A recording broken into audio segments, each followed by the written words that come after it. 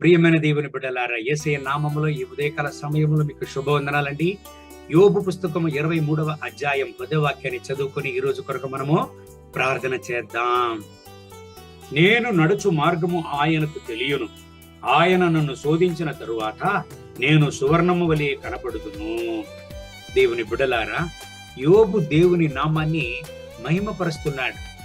నా జీవితంలో ఏ పరిస్థితులైతే నేను సంధించుచున్నానో దేవునికి తెలియను. నా జీవిత మార్గం, నా పరిస్థితులు దేవునికి తెలియను. నన్ను శుభ్రమైన అత్యున్నతమైన సువర్ణముగా నన్ను మార్చడానికి ఇవన్నీ నా జీవితంలో ఈ పరిస్థితులను దేవుడు అనుమతిస్తున్నాడు అని యోబు దేవుని నామాన్ని స్తుతిస్తున్నాడు. ప్రియమైన దేవుని బిడ్డలారా, ఈనాటికి కూడా మన జీవితంలో అనేక ప్రశ్నలను మనం అడుగుతుంటాం. ఎందుకు ఈ శోధనను దేవుడు నాకు అనుమతించాలి? ఎందుకు ఈ పరిస్థితులను దేవుడు నాకు అనుమతించాలి? ఎందుకు నా జీవితంలో ఇటువంటి పరిస్థితులు నేను సంధించాలి? నన్ను దేవుడు చూస్తున్నాడా? నా కన్నీరు దేవునికి తెలుసా? నా శోధనలు దేవునికి తెలుసా? నా ఉపద్రవాలు ఆయనకు తెలుసా అని అనేక సమయాలు దేవునే ప్రశ్నలు అడుగుతుంటాం. ప్రియమైన దేవుని బిడ్డలారా, మన జీవితంలో ఏమి దేవుడు అనుమతించినా, మన జీవితంలో ఏ పరిస్థితులను దేవుడు అనుమతించినా అది మంచిదికే.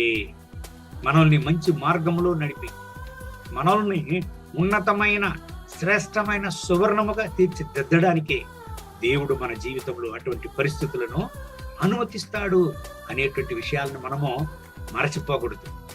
మన జీవిత అనుభవాల్ని మనము యోచించినట్లయితే, ఎప్పుడంతా మన జీవితంలో బిట్ట ఫలాల్ని మనం సాధించామో అప్పుడే అధికంగా దేవుని సన్నిధిలో మనం ప్రార్థన చేసి ఉంటాం. అప్పుడే అధికంగా దేవుని సముఖాన్ని వెతికి ఉంటాం. అవును ప్రియమైన దేవుని బిడ్డలారా, సోలిపోకండి. మీ జీవితంలో ఏ పరిస్థితులు వచ్చినా అది మంచిదికే. 1 పేతురు 1:7 చెప్తుందో చూడండి. సువర్ణము శోధింపబడతాదంట, అలాగనే మన విశ్వాసం కూడా శోధింపబడతాది అని దేవుని వాగ్దానం చెప్తుంది. రోమియోలకు 8:28 చదివినట్లయితే మన జీవితంలో ఏమి జరిగినా అది మంచిదికే అంట. ప్రియమైన దేవుని బిడ్డలారా, ఒక బోధకుడిని బయట రాష్ట్రం నుంచి మా యొక్క ఆరాధనకు మేము పిలిచాం. ఆయన ప్రసంగించడానికి ప్రయాణిస్తూ వస్తున్నాడు.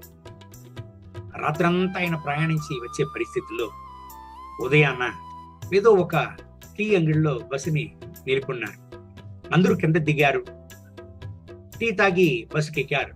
ఈయన కూడా టీ తాగిన తర్వాత బస్సుకి ఎక్కాడు. కానీ అకస్మాత్తుగా ఈయన పక్కన సీట్లో ఉండేటువంటి ప్రయాణి ఈయన సీట్లో కూర్చొని నిద్రపోయాడు.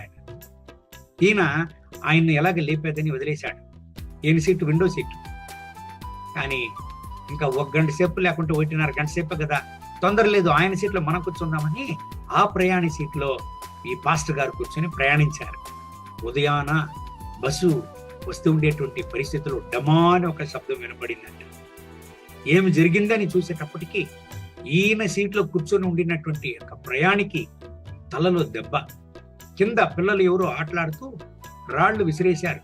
అది ఈ ప్రయాణికి వచ్చి తలలో పడి దెబ్బ తగిలి రక్తం కారేటువంటి పరిస్థితిని నేను చూశాను. దేవుని బిడలారా, ఈయన దేవుని దాసుడు. ఒకవేళ ఆ సీట్లో ఈయన కూర్చొని ఉంటే ఆ రోజు ఉదయం ఆరాధనలో ఆయన ప్రసంగించి ఉండలేడు. ప్రియమైన దేవుని బిడ్డలారా, దేవుని బిడ్డల్ని ఎట్లా దేవుడు కాపాడుతాడు చూడండి. అనేక మంది సాక్ష్యం చెప్పేది నేను విని ఉన్నాను.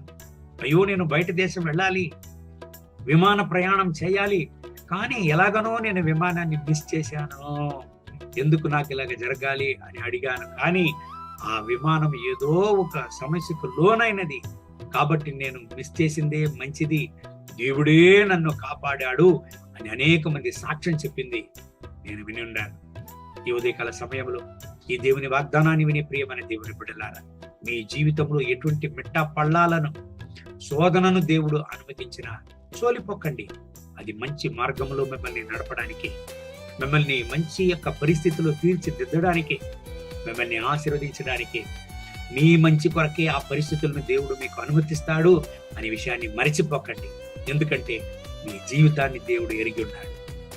ఈ దేవుని వాగ్దానం బట్టి దేవుడు మిమ్మల్ని ఆశీర్వదించి ఈ రోజంతా నడుపును గాక. కళ్ళు మూసి ప్రార్థన చేద్దామా? మహోన్నతమైన ప్రభువా, ఈ ఉదయకాల సమయంలో నాతో ఏకీభవించి ప్రార్థన చేసి నా ప్రియమైన దేవుని బిడ్డల కొరకు ప్రార్థన చేస్తున్నాను. వీళ్ళను ఆశీర్వదించండి. రక్తపు కోటలో దాచుకోండి. మీ కృపా ప్రసన్నత వీళ్ళపైన దిగవచ్చును గాక. మీ యొక్క మహోన్నతమైన ప్రసన్నతతో వీళ్ళని నింపండి నాయనా.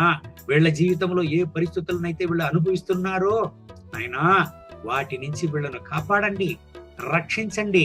ఎటువంటి శోధన మార్గంలో మీ బిడ్డలు వెళుతూ ఉండినా నా రాజా, మీ బిడ్డలను కాపాడండి నాయన. మీ బిడ్డల్ని ఆశీర్వదించండి. మంచిదే వీళ్ళ జీవితంలో చేయండి. యోబు మీ నామాన్ని మహిమపరిచి హెచ్చించాడే. నా జీవితాన్ని ఎరిగిన దేవుడు ఆయన. కాబట్టి నాకేం చేసినా నా జీవితంలో ఆయన మంచిదే చేయనని మీ నామాన్ని మహిమపరిచాడే యోబు నాయన. ఈ బిడ్డల్ని ఆశీర్వదించండి నాయన. మీ రక్తపు కోటలో దాచుకోండి. మీ కృపా ప్రసన్నతలో ఈ బిడ్డల్ని నింపి నడపండి నాయన. సహాయం చేయండి, అద్భుతాన్ని చేయండి వీళ్ళ జీవితంలో. మహిమ ఘనత స్తుతి మీకే యేసయ్య నామములో తండ్రి. ఆమేన్, ఆమేన్.